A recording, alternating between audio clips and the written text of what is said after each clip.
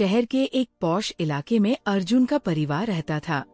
उसके पिता हरीश शंकर, जो बहुत ही सुलझे हुए और शांत स्वभाव के व्यक्ति थे, लेकिन उसकी माँ निर्मला देवी का स्वभाव बिल्कुल अलग था।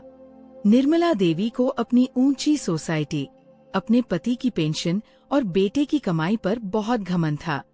चूंकि उनका बेटा अर्जुन शहर का सबसे बड़ा सर्जन था, निर्मला देवी हमेशा इसी गुमान में रहती थी कि उनका परिवार शहर का सबसे रईस और प्रतिष्ठित परिवार है।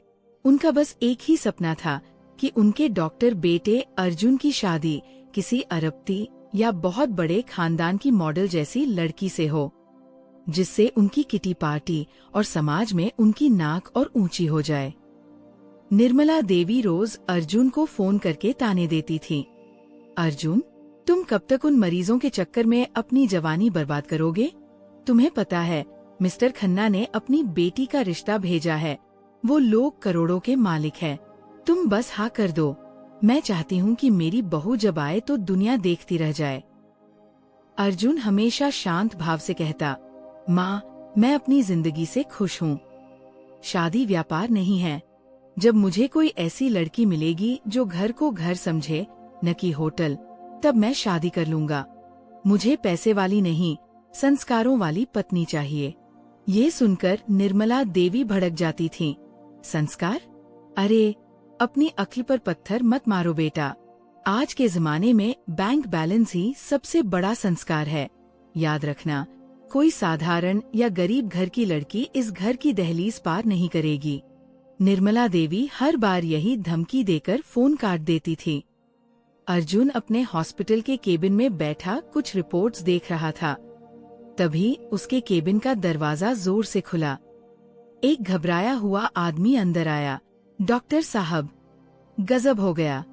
सुंदरपुर गांव के जमींदार चौधरी दिग्विजय सिंह की हालत बहुत नाजुक है। उन्हें सीने में तेज दर्द उठा है और वो सांस नहीं ले पा रहे हैं। चौधरी दिग्विजय सिंह उस इलाके के सबसे सम्मानित और रसूखदार व्यक्ति थे, लेकिन उनका रहन सहन बहुत जमीनी था। उनकी हवेली गांव के बीचों बीच थी, जो किसी किले से कम नहीं थी। अर्जुन ने एक पल की भी देरी नहीं की। उसने अपना इमरजेंसी बैग उठाया और एम्बुलेंस लेकर तुरंत सुंदरपुर की तरफ निकल पड़ा।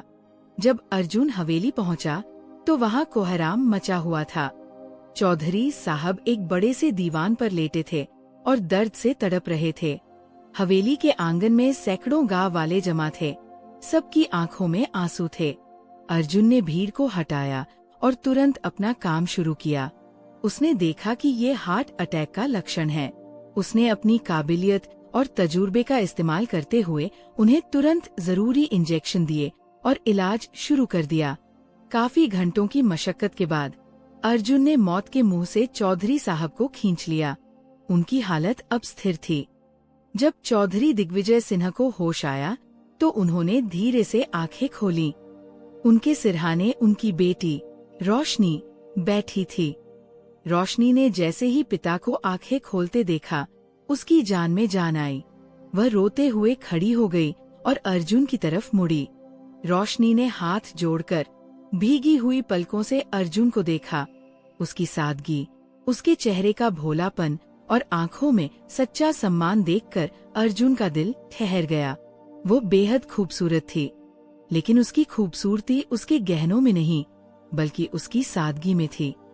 डॉक्टर साहब, रोशनी ने बहुत ही विनम्रता से कहा, आज आपने मेरे सिर से पिता का साया उठने से बचा लिया।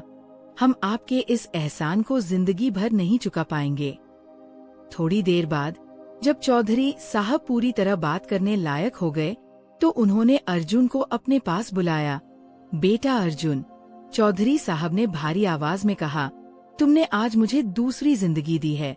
मेरे पास भगवान का दिया सब कुछ है।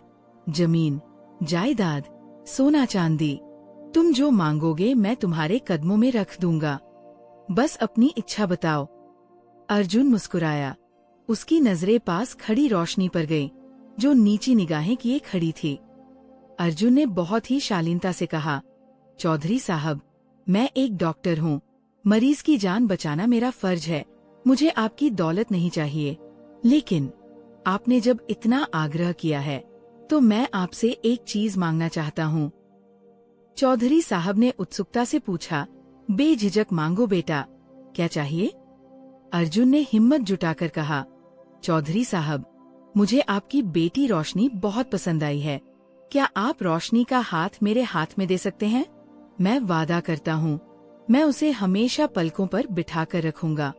कमरे में सन्नाटा छा गया।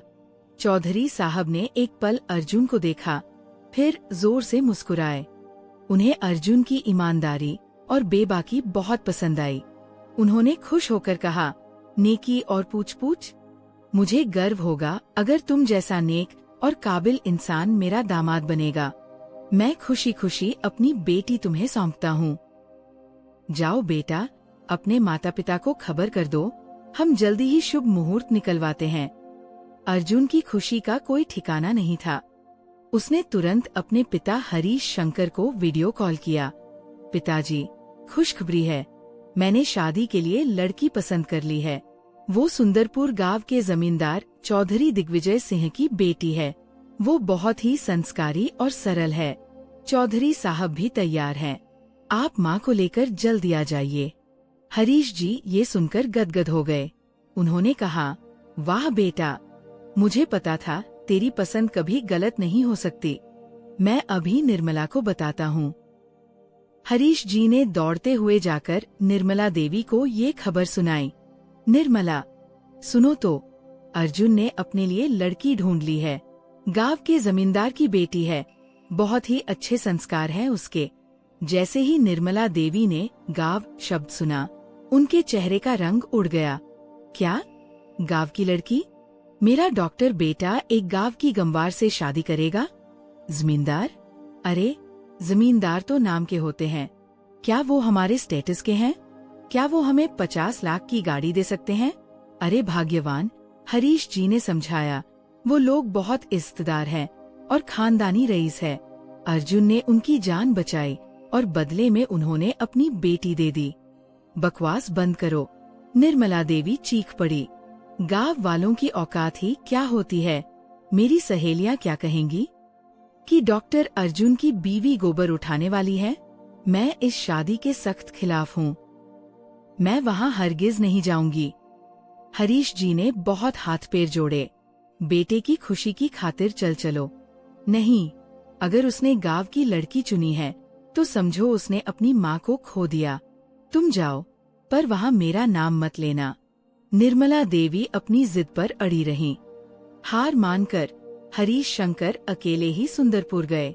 जब हरीश जी वहाँ पहुँचे तो चौधरी साहब की हवेली और उनका राजसी ठाठ-बाट देखकर उनकी आंखें फटी रह गईं। वहाँ का इंतजाम, मेहमान नवाजी और संस्कार देखकर वो दंग रह गए। शादी के मंडप में चौधरी साहब ने हरीश जी से पूछा, समधी जी, आपकी धर्मपत्नी जी नहीं दिखाई दे रही? सब ठीक तो है? हरीश जी को बहुत शर्मिंदगी हुई। उन्होंने नजरें झुकाकर झूठ बोल दिया। दरअसल उनकी तबीयत अचानक खराब हो गई। माइग्रेन का दर्द है, इसलिए सफर नहीं कर पाई। चौधरी साहब समझदार थे, शायद वो भाम गए थे, लेकिन उन्होंने मुस्कुराकर बात टाल दी। शादी पूरे रीति रिवाज और भव्यता से हुई। अर्जुन और रोशनी एक दूजे के हो गए। शादी के बाद अर्जुन और रोशनी शहर अपने घर पहुँचे। हरीश जी ने अपनी नई बहू का स्वागत करने के लिए तैयारी की थी। जैसे ही अर्जुन और रोशनी घर की चौखट पर पहुँचे, निर्मला देवी वहाँ दरवाजे पर दीवार बनकर खड़ी थी। उनके चेहरे पर माँ वाली ममता नहीं, बल्कि नफरत थी। रोशनी ने रिवाज के मुताबिक सास के पैर छूने के लिए झुकना चाहा, लेकिन निर्मला देवी ने पैर पीछे खींच लिए। खबरदार, मेरे पैर छूने की जरूरत नहीं है। तुम हो कौन? एक गांव की मामूली लड़की? मेरी बहू बनने का सपना देखना छोड़ दो। तुम जैसी लड़कियों की फितरत मैं जानती हूँ। अमीर लड़का देखा नहीं कि जाल में फंसा लिया। रोशनी का दिल जैसे किसी ने मुट्ठी में भींच लिया हो। उसकी आंखों में आंसू आ गए, पर उसने उफ तक नहीं की। अर्जुन गुस्से से तमतमा उठा, लेकिन रोशनी ने उसका हाथ पकड़कर उसे शांत कर दिया। निर्मला देवी ने गृह प्रवेश की रस्म करने से भी मना कर दिया। हरीश जी को बहुत बुरा लगा। उन्होंने अपनी नौकरानी को आवाज दी, कमला, तुम आरती की थाली लाओ। हमारे घर लक्ष्मी आई है, तुम उसका स्वागत करो। कमला ने आरती की और अर्जुन रोशनी ने घर में कदम रखा। अगले कई दिनों तक निर्मला देवी ने रोशनी का जीना हराम कर दिया। हर छोटी बात पर वो उसे उसकी औकात याद दिलाती। एक दिन डाइनिंग टेबल पर रोशनी ने खाना परोसा। निर्मला देवी ने खाने की थाली देखते ही ताना मारा, वाह, अब तो तुम्हें राजभोग मिल रहा है। गांव में तो शायद नमकरोटी खाकर गुजारा करती होगी। किस्मत वाली हो जो मेरे बेटे ने तरस खाकर तुम्हें इस महल में जगह दे दी। अर्जुन से अब बर्दाश्त नहीं हुआ। वह अपनी कुर्सी से खड़ा हो गया। माँ, बस बहुत हो गया। आपको पता भी है कि रोशनी। तभी टेबल के नीचे रोशनी ने अर्जुन का हाथ जोर से दबाया। उसने आंखों ही आंखों में अर्जुन को कसम दी कि वो कुछ न बोले। अर्जुन अपनी पत्नी का धैर्य देखकर चुपचाप बैठ गया। उसने सोचा कि सही वक्त आने पर ही माँ का घमंड तोड़ेगा। कुछ दिनों बाद निर्मला देवी ने अपनी सोसाइटी में अपनी नाक ऊंची रखने के लिए घर पर एक पार्टी रखी।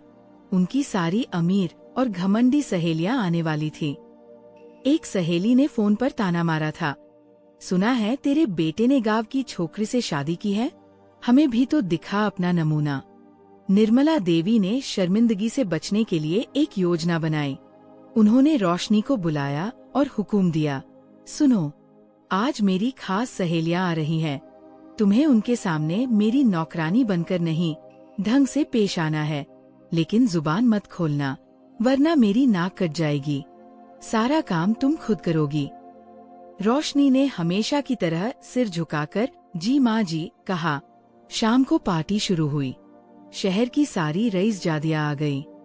निर्मला देवी ने रोशनी को जानबूझकर नीचा दिखाने का कोई मौका नहीं छोड़ा। जब रोशनी एक साधारण सी साड़ी पहनकर ट्रे लेकर आई तो सब औरतें उसे घूरने लगी। निर्मला की एक बहुत ही बदतमीज सहेली मिसेज मल्होत्रा ने मुंह बनाते हुए कहा, ओ माय गॉड, निर्मला, ये है तुम्हारी बहू? दिखने में तो बिल्कुल अनपढ़ लगती है। बेचारी को तो शहर का ढंग भी नहीं पता होगा। रोशनी ने ये सब सुना, लेकिन वह चुपचाप अपना काम करती रही। निर्मला देवी ने आग में घी डालते हुए कहा, क्या करूं? बेटे की जिद थी। शक्ल सूरत ठीक है, पर अक्ल तो वही गांव वाली है। सब सहेलियां ठहाके लगाकर हंसने लगी। रोशनी ट्रे लेकर सबको कोल्ड ड्रिंक दे रही थी। तभी अचानक भीड़ में किसी का धक्का लगा और रोशनी के हाथ से ग्लास छलक गया। थोड़ा सा ड्रिंक मिसेज मल्होत्रा की महंगी डिजाइनर साड़ी पर गिर गया। What the hell! Mrs Malhotra चीख पड़ी। वो अपनी जगह से उठीं और रोशनी पर चिल्लाने लगी, अंधी हो क्या? तुम्हें दिखाई नहीं देता? गंवार कहीं की। तुम्हें पता है ये साड़ी कितने की है? तुम्हारे बाप की पूरी जमीन बिक जाएगी इसे खरीदने में। तुम जैसी जाहिल लड़कियों को तो घर के अंदर भी नहीं घुसने देना चाहिए।